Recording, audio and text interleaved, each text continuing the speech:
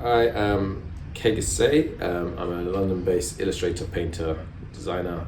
Grew up in London. Got started out by just always drawing as a kid since forever, and became an illustrator until my late 20s, I suppose.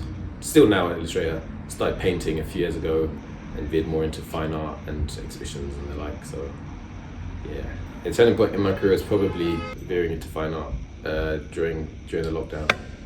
That was a big shift. I'd never thought about it.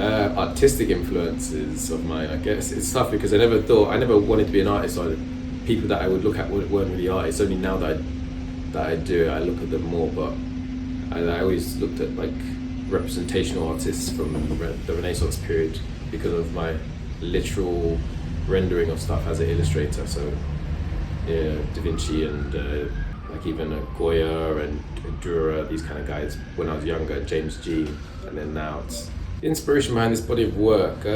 Maybe some sort of paternal, maternal protection of like a newer generation kind of thing, I think, because one piece is about a mother's protection / overprotection, and the other one is about the wisdom of like elders kind of thing. And so one has a figure of a mother with a child, and then the other has 3 female figures, all in tandem in conversation. The main themes and messages I try to put in my work. I'm a big fan of like metaphysics and structuralism and just all types of philosophies, and I guess psychoanalysis and social politics and these kind of things. I think about them as I'm working. I try to put nuggets of the stuff I'm reading about in my work, as well as make the work a piece of like, I guess, beauty in and of itself. So, try to have like a layer of it looks good or aesthetically pleasing, and then with details there should be a meta narrative on top of that.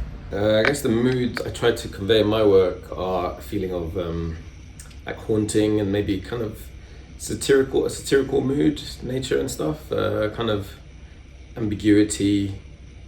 Just kind of like, I don't like to be too specific. I'm not a fan of like being preachy or being told something either. I like to kind of work things out. So kind of unnerving. And there's a new thing I kind of found out in the last couple of years called hauntology, which I've always liked the idea of haunting anyway. So that kind of mood, I suppose. Universal truth about art. Well, I guess there's different types of art. So me personally, I only speak for myself. I'm trying to make stuff that I care about, at least I think about and I care about, and trying to not, in like acting terms, phone it in, let's say. So stuff that I genuinely think about and try not to repeat myself, at least not without evolution in the repetition. I think I'm trying to get people to think about, again, with what I said earlier, the previous answers, about, again, like sort of maternal and parental instincts, and again, the knowledge from elders, something to do with that. There is, hopefully the 2 pieces convey that kind of like the gap in the wisdom or something that you can get, and again, for better or for worse. So the protection from one piece, and then the knowledge from the other piece maybe, and how they could not be detrimental or beneficial, etc. How do I feel about being labelled an artist? Well, I know there was a point maybe last year, 2 years ago, it didn't sit right because I knew people meant it in a fine artist kind of way, and I'm, again, like I said, I'm an illustrator naturally.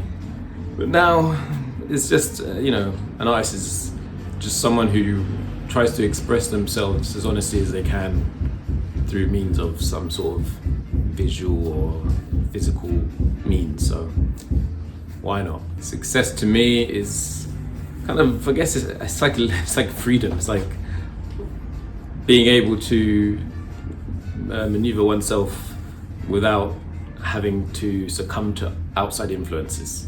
I guess it's the more creative version of a self-reflection, the things that make people, humans, what we are, is the fact that we get to self-reflect. And art should be a reflection in some capacities, either societal, personal, spiritual. It's always a constant reflection of what we are, what we think we are. Of the 2 pieces I'm presenting, I think the favorite one, in some regards, it is in the mood. This is a good evening for strong opinions, which is the bigger one, because it's like a good synthesis of my old style and the new stuff I've been working with, versus, so in that regard I really like that piece, but the simplicity of a veil over everything is kind of like that really kind of, it reminds me of my older work, and it is like it's straight to the point and it's very immediately arresting. So the most challenging part of creating the works, I suppose, is, again, I think when you know it's for something, there's always like as much as I try not to think about the pressure, it's there, because I'm like, oh, who's going to see this, or that kind of thing. You can't unknow that, so that's like a pressure. That's the hardest part, which is not too difficult, but that's what I'd say is, whereas the easiest part is, again, in the same vein, anyone can see it, so it's like, I don't know these people. The impact, I think I'd like them to have, again, the maybe not unnerving, but again, some sort of a takeaway where it does kind of follow them a bit. I like like I said earlier about ambiguity. I think luckily there is an ambiguity to each piece that should kind of leave a lingering curiosity. I think that's the main thing of all my work, just some sort of curiosity, like, oh, what was he on about? What was he trying to do? Like, again, it should at least look good, and for whatever good is, but just lingering curiosity, I suppose. Biggest and most important lesson, just keep doing it. I think it's literally just keep doing it.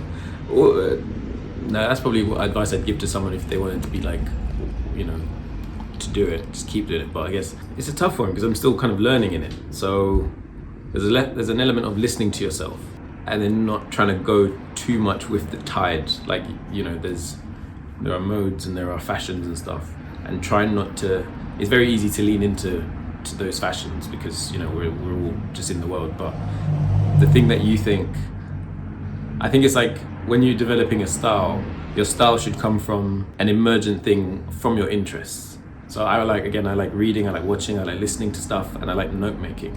And so there should be an element of that in a piece of my work. It should be a combination of that. So just like following the gut of yourself to have your style emerge to make your work you, rather than you trying to fit into another, a popular thing.